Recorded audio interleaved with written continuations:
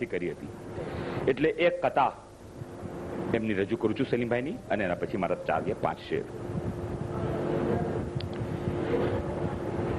શું થયું લશ્કરે કુફારે જો રોક્યું પાણી? શું થયું લશ્કરે કુફારે જો રોક્યું પાણી? જઈને અબ્બાસે બતાવી દીધું નિજનું પાણી. જઈને અબ્બાસે બતાવી દીધું નિજનું પાણી. અને નામે શબ્બીર થી દિલને એ મળે છે લઝ્ઝત. નામે શબ્બીર થી દિલને મળે છે લઝ્ઝત. જેમ પ્યાસાને મજા આપે છે ઠંડુ પાણી. જેમ પ્યાસાને મજા આપે છે ઠંડુ પાણી. મરહૂમ સલીમ વઝીરની આ કથા હતી. આ બિરાદરો સમક્ષ રજૂ કરી. આજના આ મુસાલેમાના સંચાલક જનાબ રાહત મધોશી સાહેબે 2 બોલ કહેવાનું કહ્યું. આ પ્રસંગ ઉપર કંઈ નથી કહી શકતો, પૂરો પ્રસંગ આપણે સાંભળ્યો. કાર્યક્રમમાં અલ્લાહે મોકલાવેલા પોતાના અંતિમ પૈગંબરથી લઈને શહીદ કોને કહેવામાં આવે છે એની આયત પણ આપણે સૂરા બકરાની એમના મોઢેથી સાંભળી. દોસ્તો, હજી સુધી એ મંઝિલ ઉપર નથી પહોંચી શક્યા આપણે કે શહીદ કોને કહેવામાં આવે છે અને શહાદત કોને કહેવાય છે.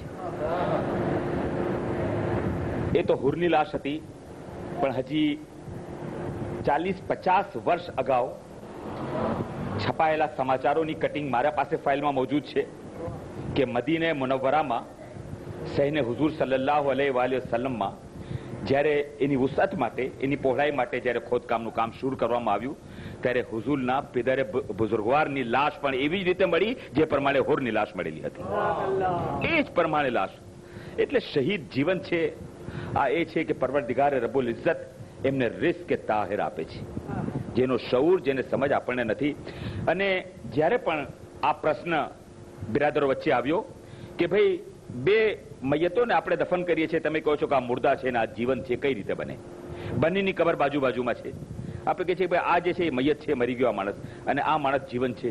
એ સમજમાં નથી આવતું. એ લોકોને સમજાવવા માટે ક્યારેક રજૂ કરેલી વાત છે કે કોઈ પણ હિન્દુસ્તાનમાં ખાસ કરીને કે જ્યાં વૃક્ષો રોપવામાં આવે છે, જ્યાં ઘઉંના દાણાને રોપવામાં આવે છે, એ માટે કે એનાથી ઘણા બધા ઘઉં નીકળશે અને વૃક્ષો મોટા થશે, ત્યારે એ દાણો રોપનાર એ કિસાનને કહે છે કે ભાઈ કોઈ જમીન મને એવી બતાવો કે જે જમીન જીવંત હોય.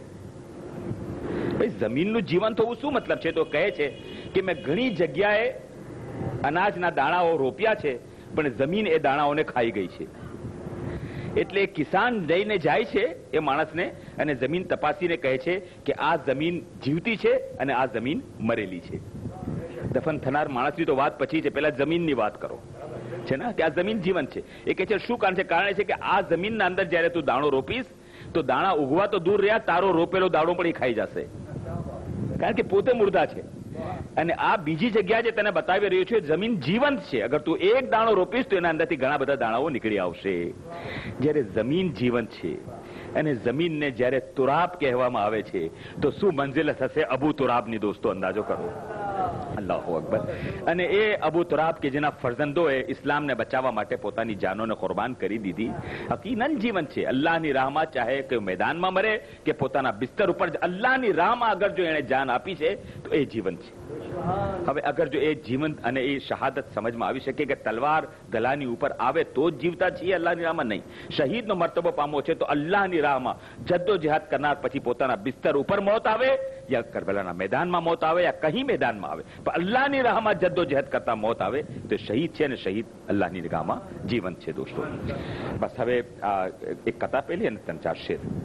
હોય પાકા 3 દિવસ એ કોના ઘરની વાત છે.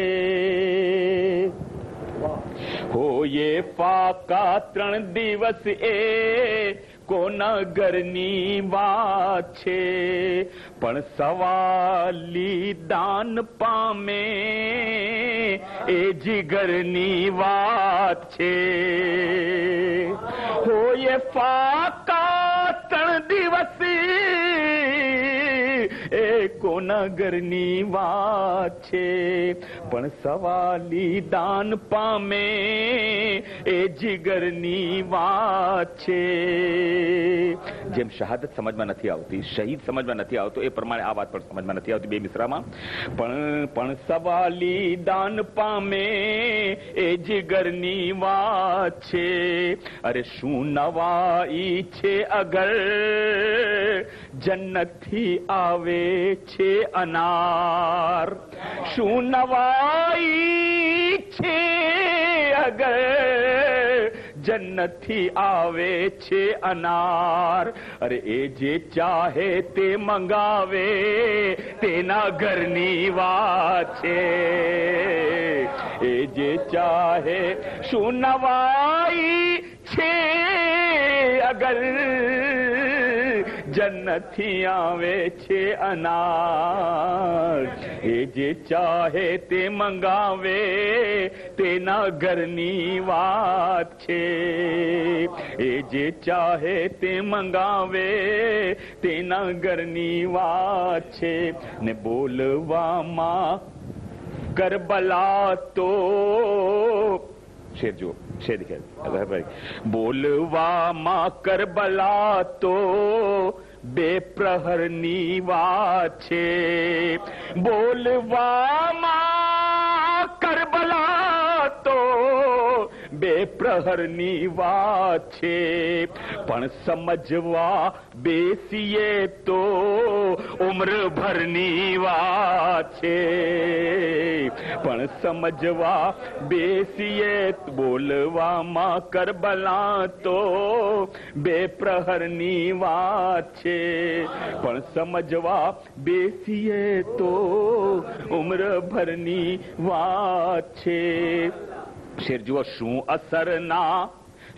અસરના એક સજદાના અસરની વાત છે. શું અસરના એક સજદાના અસરની વાત, શું અસરના એક સજદાના અસરની વાત છે. બંદગી રબની હવે હર એક ઘરની વાત છે. બંદગી રબની હવે હર એક ઘરની વાત છે. બસ શેર ખતમ. છેલ્લો શેર સાંભળો કે માથઈને પણ પિસરની લાશ પર રડતી નથી. માથઈને પણ પિસરની લાશ પર રડતી નથી. માથઈને પણ પિસરની લાશ પર રડતી નથી. અરે વિશ્વ નિરખી લે આ ઝૈનબ ના સબરની